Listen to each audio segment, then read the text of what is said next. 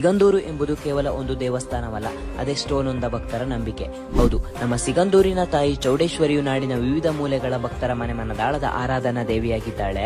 ಹಾಗೆಯೇ ಈ ದೇವಸ್ಥಾನಕ್ಕೆ ಸುಮಾರು 300 ವರ್ಷಗಳ ಇತಿಹಾಸವಿದ್ದು, ಶೇಷಪ್ಪ ಎಂಬ ಬೇಟೆಗಾರನೊಬ್ಬ ಕಾಡಿನಲ್ಲಿ ದಾರಿ ತಪ್ಪಿದಾಗ ದೇವಿ ಪ್ರತ್ಯಕ್ಷಳಾದ ಕಥೆಯಿಂದ ಈ ಜಾಗವು ಪ್ರಸಿದ್ಧಿಯಾದರೆ, ಯಾವುದೇ ಧರ್ಮ ಜಾತಿ ಭೇದವಿಲ್ಲದೆ ಬರುವ ಎಲ್ಲಾ ಭಕ್ತಾದಿಗಳ ಆರಾಧನಾ ದೇವಿಯಾಗಿ ತಾಯಿಯು ಇಲ್ಲಿ ನೆಲೆಸಿದ್ದಾಳೆ. ಹಾಗೆಯೇ ಪ್ರತಿ ವರ್ಷದಂತೆ ಈ ವರ್ಷದ ಜಾತ್ರಾ ಮಹೋತ್ಸವದಲ್ಲೂ ತಾಯಿಯ ಮೂಲ ಸ್ಥಳದಿಂದ ಅದ್ದೂರಿಯಾದ ಪೂಜಾ ಪುನಸ್ಕಾರಗಳನ್ನು ಆಯೋಜಿಸಲಾಗಿತ್ತು. ಸಾವಿರಾರು ಸಂಖ್ಯೆಯ ಭಕ್ತರು ಆಗಮಿಸಿ ತಾಯಿಯ ಉತ್ಸವವನ್ನು ನಡೆಸುವುದರೊಂದಿಗೆ ಸಾವಿರಾರು ಸಂಖ್ಯೆಯ ಹೆಣ್ಣು ಮಕ್ಕಳು ಕುಂಭಕಳಶವನ್ನು ಹೊತ್ತು ತಾಯಿಯ ಮೂಲ ಸ್ಥಳದಿಂದ ಈಗಿನ ದೇವಾಲಯದೆಡೆಗೆ ದೇವಿಯ ಪಲ್ಲಕ್ಕಿಯಿಂದ ಹೆಜ್ಜೆ ಹಾಕುತ್ತಾರೆ. ಈ ಉತ್ಸವದಂದು ಅನೇಕ ಮನರಂಜನಾಕಾರಿ ತಂಡಗಳು ತಮ್ಮ ಕಲೆ ಸಾಹಿತ್ಯವನ್ನು ಪ್ರದರ್ಶಿಸಿ ಈ ಉತ್ಸವದ ಮೆರಗನ್ನು ಹೆಚ್ಚಿಸುವುದರೊಂದಿಗೆ ತಾಯಿಯ ಪಲ್ಲಕ್ಕಿಯ ಮೂಲ ಸ್ಥಳದಿಂದ ಈಗಿನ ಸ್ಥಳಕ್ಕೆ ಆಗಮಿಸುತ್ತದೆ. ಹಾಗೆಯೇ ದೇವಾಲಯವನ್ನು ಹೂಗಳಿಂದ ಇನ್ನಷ್ಟು ಅಲಂಕೃತಗೊಳಿಸಿದ್ದು ಜಾತ್ರೆಯ ಮೆರಗನ್ನು ಹೆಚ್ಚಿಸಿದರೆ ಹಸಿದ ಎಲ್ಲಾ ಭಕ್ತರಿಗೂ ಭೋಜನ ಪ್ರಸಾದವು ದೊರಕುತ್ತದೆ.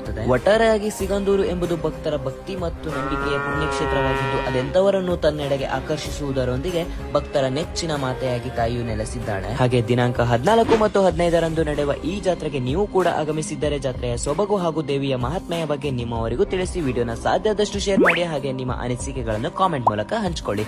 ಹಾಗೆ ಇಂಥ ತುಂಬಾ ವಿಷಯಗಳನ್ನ ನಿಮ್ಮ ಮುಂದೆ ತರ್ತೀನಿ. ನನ್ನ ಅಕೌಂಟ್ನ ಫಾಲೋ